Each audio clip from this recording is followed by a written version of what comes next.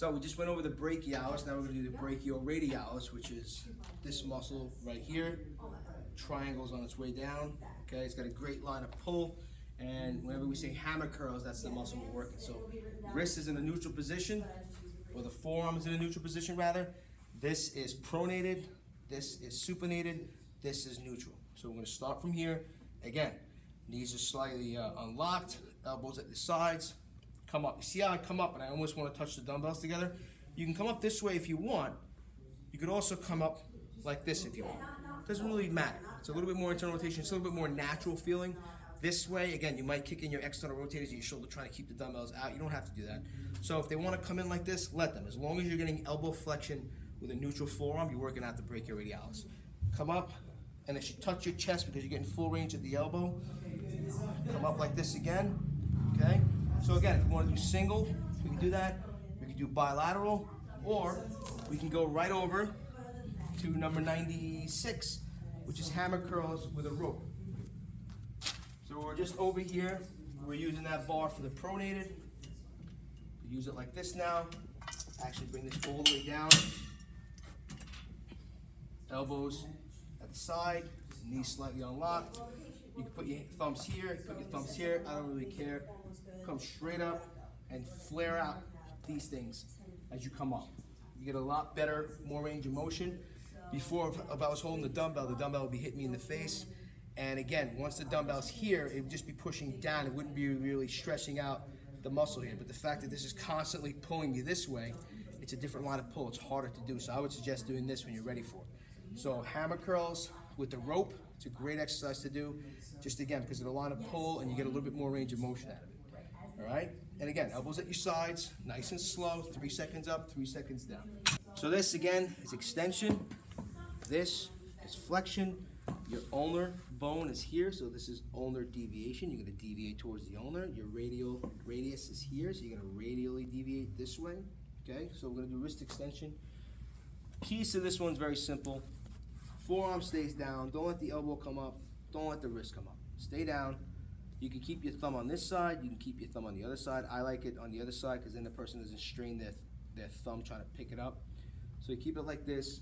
Keep your other hand here so the elbow doesn't pop off. And give enough room that if the dumbbell's down here, it's not hitting the table. So you don't want to be here. You want to be hanging off. A little bit of space here. Go straight up, full range of motion, come back down. And if the person's wrist gets up to here, and then I give them the dumbbell, they only get up this far. Guess what? Weight's too much. You got to lower the weight. So whatever weight you got to do to get full range of motion. So always assess it first. Ask the person, bring your wrist all the way up. Take a little snapshot picture of it. With every exercise we've been doing, ask the person to do the range of motion first. I know I'm saying this point kind of late, and we've already done almost 100 exercises, but see the full range of motion first, and then make sure that's achieved with whatever weight you give them. If not, you gotta reduce the weight. That's the rule. So, come up nice and slow, come down. They should feel it here. If they feel sharp pain here at the elbow, no good, all right? You never wanna feel any sharp pain at the joint. You always wanna feel it in the muscle that you're working.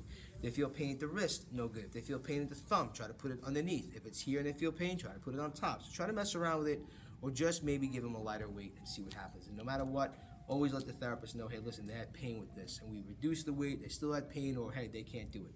We will stop an exercise if somebody has pain with it. We don't want them to have pain. All right, so just because the therapist adds it doesn't mean we have to do it. So straight up, straight down, straight up, straight down, then when they're done, they put it here. Now with the Thera-Band, we want to do it, it's a little bit harder.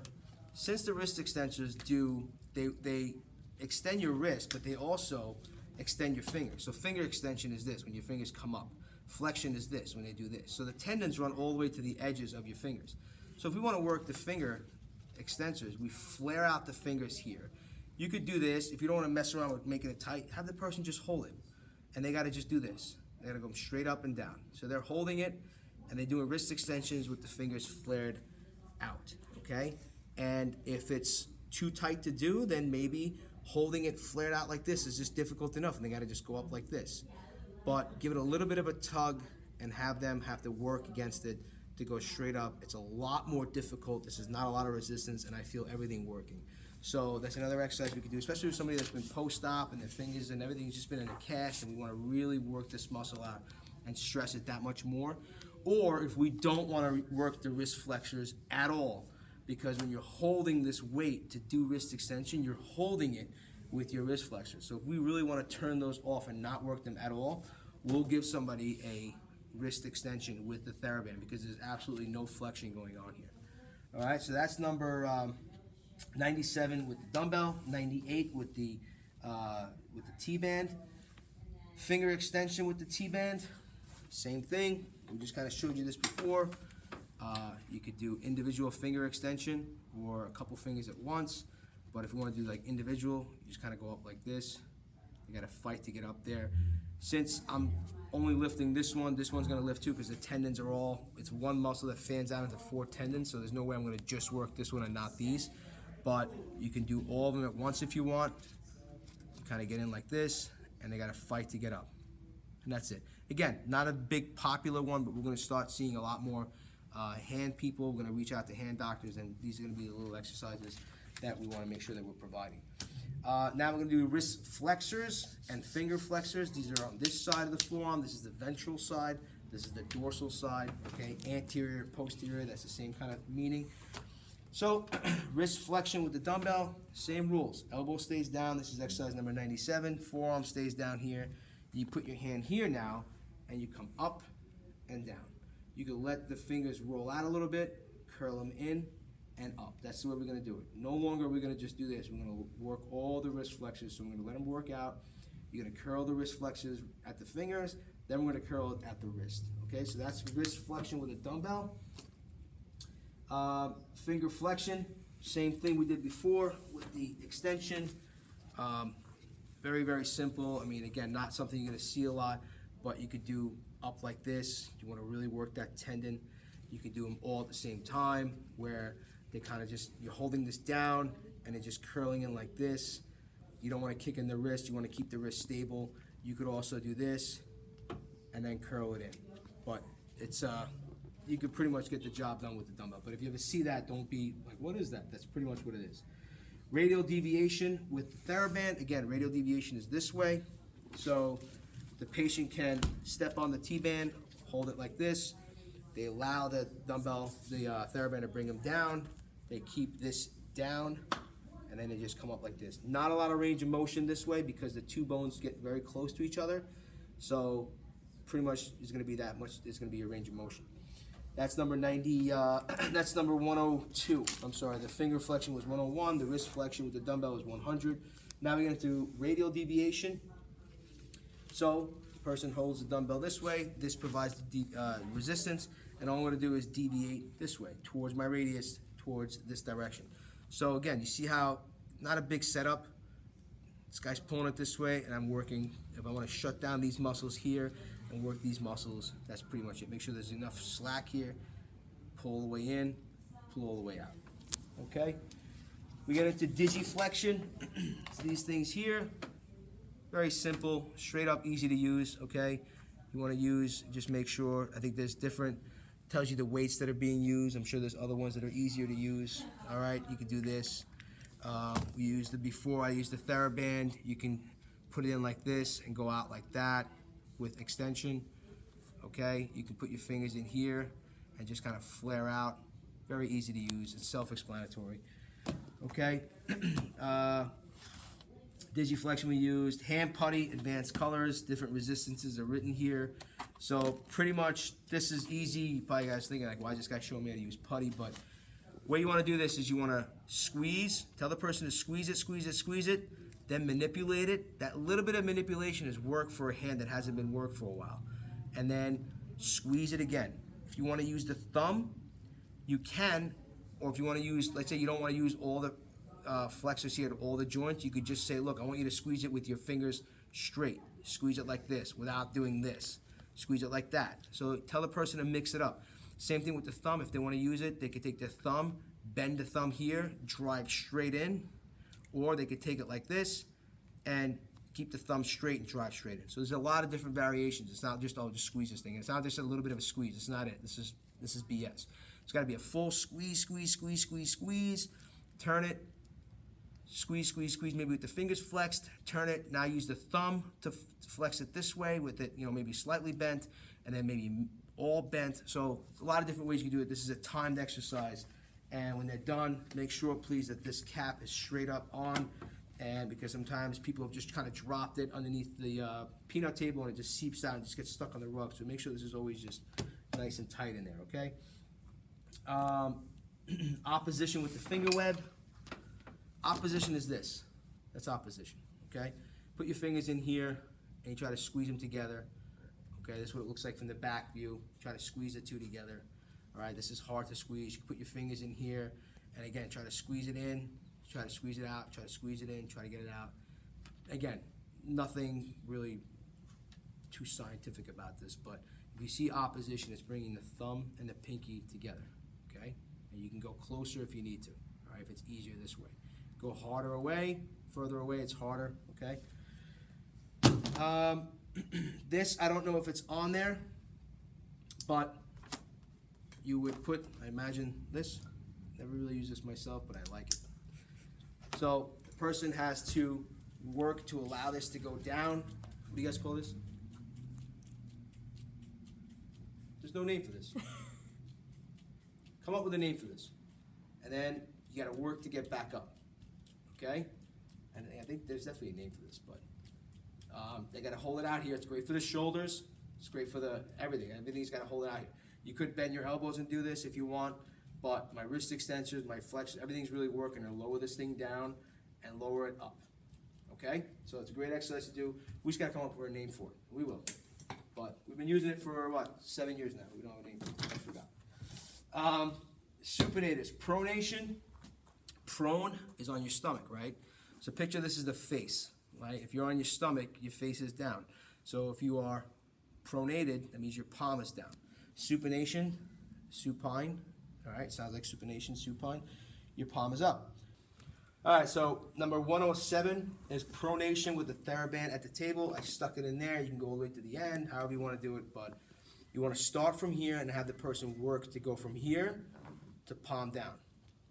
And the elbow can move a little bit, but you don't want to make it into an internal rotation at the shoulder. So, you know, if you want to lift off a little bit just so you're not, you know, grinding against the table, you can, but that's what you want.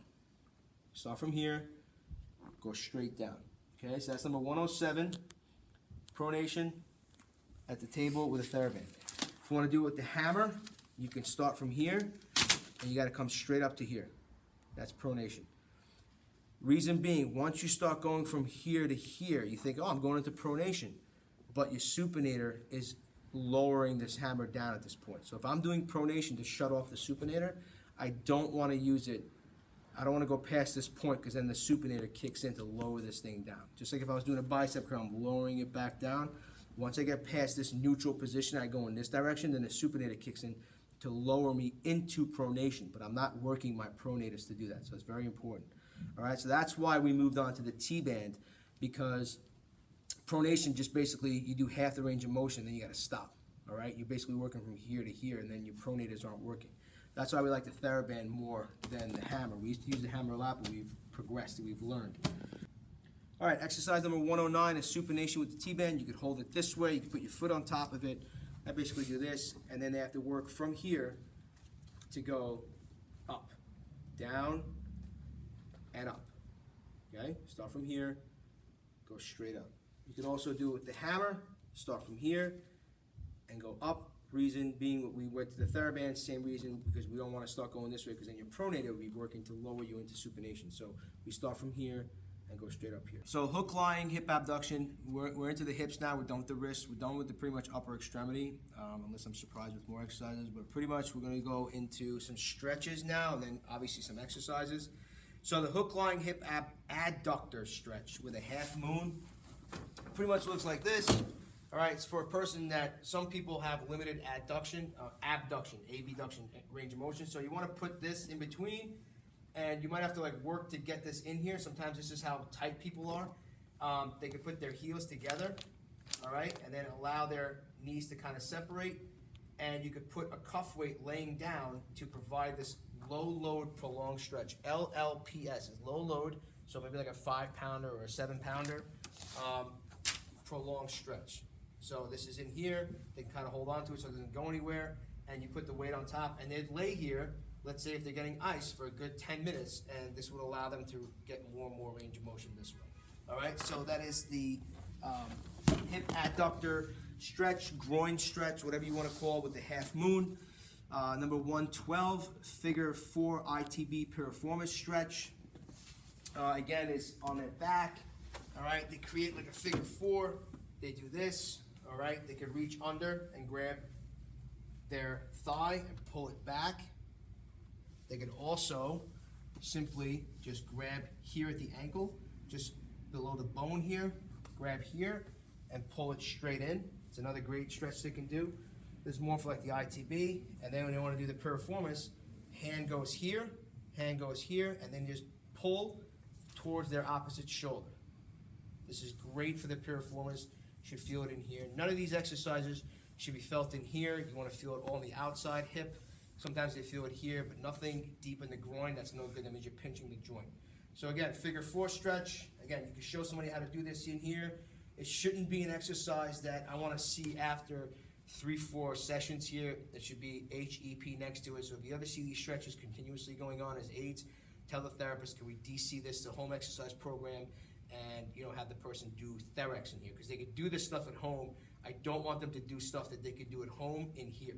Teach them how to do it, make sure they're good, training wheels, show them how to do it, and then say, all right, I'm going to continue that at home. All right, so that's the that's number 112. 113 is the, if you guys ever seen Misery, the movie Misery, it's a great movie. But she breaks the guy's ankles by doing this in here. You could do, let's say the person, again, can't get too much abduction range of motion. You want to put this, and they can only get their feet this far. You could do this, progress it to rotating it this way, eventually progress it to getting this in between this way and like that. And they're so tight that they have to go around this thing. And again, it's a low load prolonged stretch. They could be laying supine, sitting up. You could also do it where you get the feet to go to the outside of the table and they hook their heels in, and that kind of holds them in place, and they're getting a good stretch in here. So if you ever see that Misery adductor stretch, all those are low load prolonged stretches except the figure 4 stretch. You could also do the adductor, the ITB and the piriformis stretches this way, where you go up to the person and say, okay, look, put your foot up on a table. If they have a bed at home. Right now, my knee is in line with my shoulder. This heel is in line with this shoulder. And all I do from here is I just go straight down. And this is a great stretch for back here. Obviously, you're not going to teach this to Mildred, the 95-year-old. You might teach this to somebody younger that has the coordination to do this. They can do it on their bed at home, on a couch. You always want to say, okay, look, safety, hold on to something. But anybody that can like pretty much grab their leg, help bring it up here like this, and then I'm showing you how to, like, anybody that has difficulty getting it, and then from here they can try to stand up straight. That even in itself is a stretch. So they might have to do it where they're up like this and have to work to finally get stretched out. They might need something to hold on to. But again, this is a great stretch to do for here. And then what you do is you say, okay, slide the heel this way and bring this shoulder to this knee, and they're kind of twisting, and they feel it more in their piriformis. Okay? So something you can show them. And then when they're done, you just kind of slide the leg off. All right? We're up to number 115, half kneeling psoas stretch. Pretend like I have a pad down on the floor for my knee. You could lay a towel down. All right? So what you would do here is just bring your hips right towards the floor. It's a great stretch to do. You can lean back and away. It's a great stretch for the psoas, which is the primary hip flexor. And you want to stretch out like this. And then at the same time, thrust the hip forward while you're keeping your shoulders back. It's a great way to get that extra stretch. Again, this is something that you want to show somebody. First few sessions they're here, and then you progress it to a home exercise program. So you aides, if you're looking at a Thera-X routine and you're seeing that, 7, 8 times a person's here and they're still doing stretches, you might want to suggest home exercise programs. All right, so this is number 116, physio ball rollouts. It's a great lat and a QL stretch, and we're also going to advance it to show you abdominal stretch. So from here, sit down, put here. Don't do this. This is idiotic. You want a good stretch out of it. So really, really stretch it out. You go 3 forward, okay? And then after you do the third one forward, then you go off to one side. And it's a great stretch for in here, the lat, the QL. Okay, you really twist You feel it down all the way here, okay? Then you come back, and then you go to the other side. Really stretch it out. If you want to progress to doing it for the abdominals, you do it like this, where you're on your knees. It's a great ab exercise as well, where you just hold this in place, go out like this, and your knees can come up, your feet can come up a little bit, and you're maintaining this tight posture in your abs, and then you can come back up, okay? Move your hands down a little bit, come down, come back up. You've seen that thing with the wheel that the person holds onto the gym and they roll it out. This is just like that. Of course, have a pad or one of those foam pads underneath the person's knees, but it's a great exercise that you could do where you're kicking in your lats, but you're also working your abdominals, and your feet can come up, and you can come back down. All right, so we're up to number 117, supine bridges, bilateral or single, opposite leg on a half moon with a cuff or plate weight on the belly. So just teach you basically bridges on its own, 3-pounder. So this would be bridges 3. If the person can take it without that head on a pillow, great. If they can't, give them a pillow, but don't give them too much. So their hands are on the side of them. They dig them with their heels, so you don't want them pressing in like this, more like this. They bring the hips straight up. If they go too far up that they feel back pain, then it's too far up, so you go lower. So basically, as soon as you activate the glutes, squeeze them, bring them straight up, hold it, and then come back down nice and slow. It's not this, okay? Up slow, down slow. With all the exercises we've been teaching you guys, 3 seconds up, 3 seconds down. If the person wants to do it, they're getting strong enough, you want to do a plate. Don't have the plate here, have it more towards their hips. Go straight up, go straight down. They can hold the plate here. All right, so if they're doing a single, they can have it where, so this would be single right, cross the leg over like this. You want to watch out if it's a total hip replacement on this side. Don't let this leg bring this leg over, because then it's going to break the adduction rule. You don't want to do that, because total hip precautions. You don't want this, so you want to stay straight out here. Okay, weights right on the plate, weights right on. You can have it up like this if you want, but this is better, and you just go straight up. If the person is unable to rotate their leg to get it here, you can do this, where this leg just basically hangs out on here. It's not meant for this leg to press down. It's just there to lay there and not do anything. So you want to explain that to your patient. This would still be single right bridges. Go straight up like that. You're working the glute here. Okay, so there's your single right bridge. You put a cuff weight on, you put a plate weight on, but ultimately we want to progress this to a harder exercise. This is number 118, standing glute extension, forearms on the table with a cuff weight. I don't want the person like this. The glute, you want their belly on the table, forearms on the table, their other leg is basically holding them up. Bend their knee, straight up towards the ceiling. Down, the knee stays bent the whole time. Oh yeah? All right, this is glute extension. On table, this is what it means. It's not this. Okay, don't do this. Put the whole body on the table. When your thigh comes back, it should be hitting the table. Come straight up, the knee bent. Okay, from here we're going to go on number 119. This is a prone glute extension lying on a half moon. Head is towards the end of the table. Okay, person's laying on it like this. Boom, straight up. Okay, glute extension lying on a half moon, number 120. Glute extension at the cable column, number 121.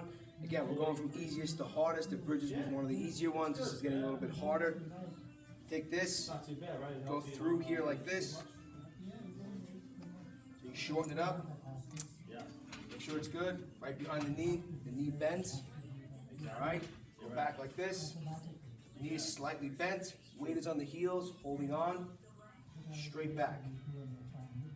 Straight back. I'm doing it on the left side. You can do it on the right side. If it's better, if it makes more sense for you, that's fine. There's pretty much what you can do. The knee stays bent the whole time as you go back. Okay? There's no rocking of the body. Nothing else moves other than the limb that you're working. And the knee has to stay bent. The other person look at their leg in the mirror, so they're watching it, making sure that this is not happening. Keep the knee bent. Okay? Alright, so this is hip thrust. You got a pillow behind the person's back because this digging in might be uncomfortable. With a barbell or a dumbbell. Here we're just use with a dumbbell. You're going to come down. You're going to come straight up. Down. Come straight up. You see my feet aren't even down. Weight bent through the heels. Down. Up. Up. Squeeze the glutes. Nice and high. You want to have at least a neutral hips You go a little bit higher, that's better, but you don't want to have back pain. So it's down, up, squeeze. Down nice and slow all the way. Come up, squeeze. Great glute exercise. All right, so number 123, it's glute extension or bridges with the heels on the physio ball. Do this bilaterally. Again, try not to give the person a pillow unless they need it. You want to come straight up, down, knees stay bent, get more glutes, the knees straighten out, you get more hamstrings. So you want to have the knees straight in. Okay, so keep them in, up, down, down. This is bilateral. Make it harder and do it single, up, down, down. It's a great exercise because you're gonna have to rely on the ball not moving, you have to stabilize it, and then you're doing glutes. So you guys that are doing the glute extension on the cable column, you wanna make it a little bit harder. The person's getting up to like 60, 70 pounds. You wanna make sure it's more of a challenge. This is more of a dynamic way to do it. The way we're gonna teach straight leg deadlifts without even touching a bar yet, it's very simple, okay? Have the person stand half on, half off here. They're gonna be facing the mirror as you show them what I'm about to show you, but they're gonna stay like this. You're gonna stand right next to them in the mirror, you're gonna show them what we're talking about. For the purpose of this video, I'll face you. So I'm on, half off, like I just was. Tell the person to grab their hips, okay? And you can do that too. Grab their hips a little bit and say, look, you feel your hips, pretend like you hold on to a bucket. You're gonna tilt the bucket down, and you're gonna tilt the bucket back up. So you're gonna tilt the bucket down. When I get here and I feel a good pull in the back of my thighs, I'm gonna push down my thumbs, pull up with my fingers, and tilt the bucket back up. So along the side, it's gonna look like this. Fingers go down, thumbs go up, so I tilt the bucket down. My back is straight, I'm not rounded, straight, chest up, so if I have something written here, I can see it. My butt starts from here, and it goes back to here. So it's not about how far down you go, it's about how far you get your hips back. So pretend like there's a target back here, and you're trying to get your butt to hit that target. So again, hands are on your hips, tilt it down, knees are slightly unlocked. They're not straight, but they do not bend on the way down. They have to stay, whatever position they're in here, they have to stay in that position. They can't do this and bend as you're going down. Knees stay straight, straight leg deadlifts. As they stay straight, the hips are what create the movement. You almost turn into a greater than symbol, that's what you look like. So you go down, for me, I feel tightness back here in the back of my thighs right here. I feel nothing in my low back is slightly arched, it stays that way. And then from here, and then I tilt myself back up. Have the person do 2 to 3 repetitions that way, and then say, all right, let's take off the training wheels, hands are off. Pretend like someone's hands are on your hips and they're doing that for you.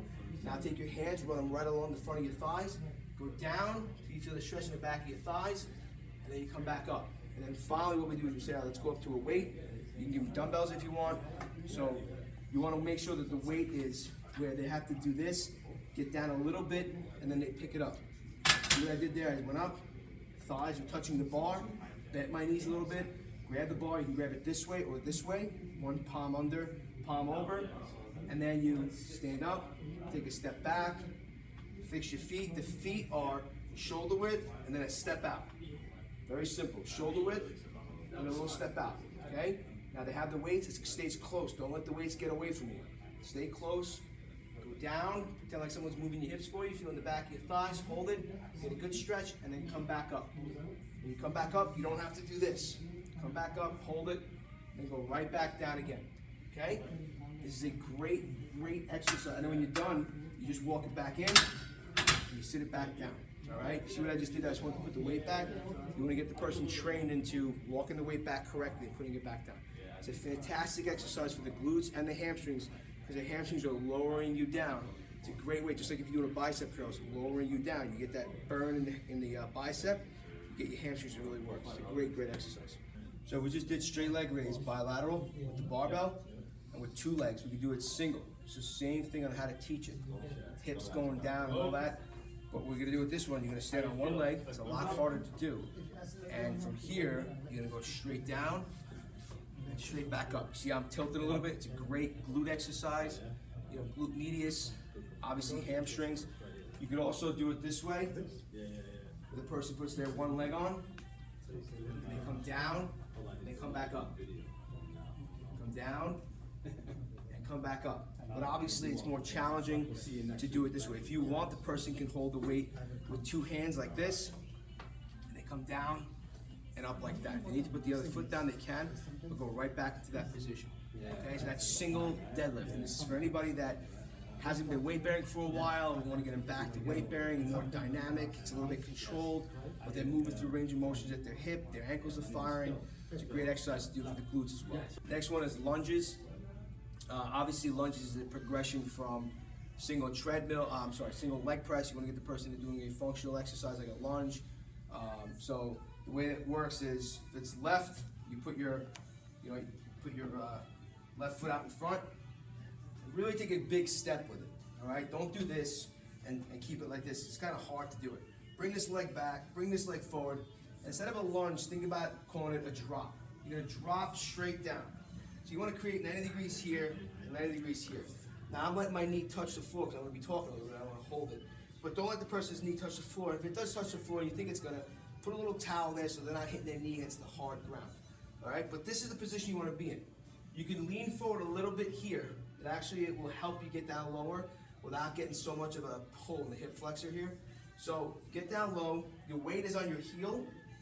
The weight is on your toe. So front heel, back toe, and from here, you're gonna come up. So now doing the exercises, you drop straight down. Right before your knee hits, go back up. And I'm driving through my left heel. You see my toes are even coming up on my left side. That's how you want it, nice and slow. Now the person may wobble, that's fine. You could do it in the squat rack. Where if you're in the squat rack, you have the bars along the side of you and they don't have weights yet. They can kind of hold their hands here just for balance, just for stability, just so we can get this motion going. If they even want to help out a little bit, they can, but I'd rather get this motion going. They're going down and up, so you might do lunges without any weight, and then finally progress to holding weight. 126 single leg to bilateral squats. So the progression again is leg press to lunges like we were just doing, and again, like I was showing you in lunges, somebody wants to do lunges. If this was this high, you could hold on and come down and back up by holding on, even if it's just one. Just make sure you're doing it correctly. Now we're gonna let go of the other leg being there, and we're gonna just do the squats, single leg squat on one side, which should always be progressed like leg press, lunges, and see when you can add, when ready, single leg squats, because this is what you really want to get back to. So you want to ask the other leg, let's say the stronger leg, how much can you squat down? They squat down all the way, and then the other leg, let's say they squat down this far, we want to work to get this lower. So, same thing, they can hold on here, just for balance, half on, half off, the weight's going to be on the heels, and they come down. Don't let the knee go forward. That's the thing with squats. Don't let the knees cross the front of the toe. So, they don't go in front of it. So the knee bends a little bit, then they squat down as low as they can, and they come back up. Okay, they go down, and they come back up. You can hold on wherever you want. You want to hold on here, let's say you want to do it like this. You can hold on, come down, back up. Eventually, we like to have it where they're basically not holding on a lot, but if they have to hold on a little bit for balance to allow them to go lower, then so be it, let them. So that would be a single left squat, okay? We're gonna go over to the ball, where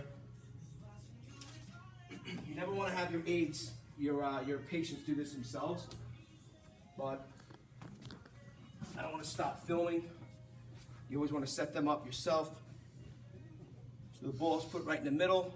You can put the ball behind them once they're leaning against it. Then grab the dumbbells and give it to them. Don't ever let them set it up themselves. Feet are out in front, so they're leaning, because if their feet are here and they go down, their knees are going to go in front of their toes, which you don't want. You want to be here. So you want to come around to the side too, so you can see what we're doing. The weights stay down. Okay? And what they do from here, drop straight down, weights are on the heels. See my toes are coming up, come back up. Come down, come back up. They always want to go down to like the point where they're sitting down. If they only go down this far, take the weights away. If they get down lower without weights, then the weight was too much. So there's your squats bilaterally with the ball. And when they're done, walk the feet back in, the ball can drop, take the weights from. Lunges, we did the squats. Now if somebody's getting more and more advanced, we want to keep the exercises going, especially for you aides that you guys are watching patients that are personal training clients, and you think to yourself, maybe this person's getting bored, they're doing the same old routine, let's try to spice it up, make it a little bit more difficult, and they're not some 80-year-old, you want to try to add some new things to, you can do a walking lunges. So same rules as before, but now you're dynamically moving. So I'm going to start back here. You basically take a step, drop, straight down, don't let the knee go forward, go straight down, take another step, big step, drop, another step, drop, and just keep going. So let's say that you pick a distance from here to here, the guy does 10 lunges, he turns around and walks it back, that's 1 set. All right, so that's a great exercise you can do. Again, step, drop, nice and slow. So on the side view, it looks like this.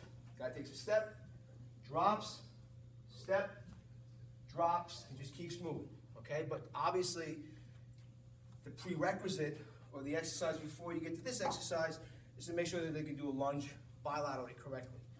The next one we're gonna do after that is called split squats. So it's basically, you basically do this, it's plyometric. So you start here, you hop, you go back down. You hop, you go back down. You might lose it, but you gotta correct yourself. Come up, hop, come back down. You can do this eventually with dumbbells. Up, up, up, like that. So that's split squats.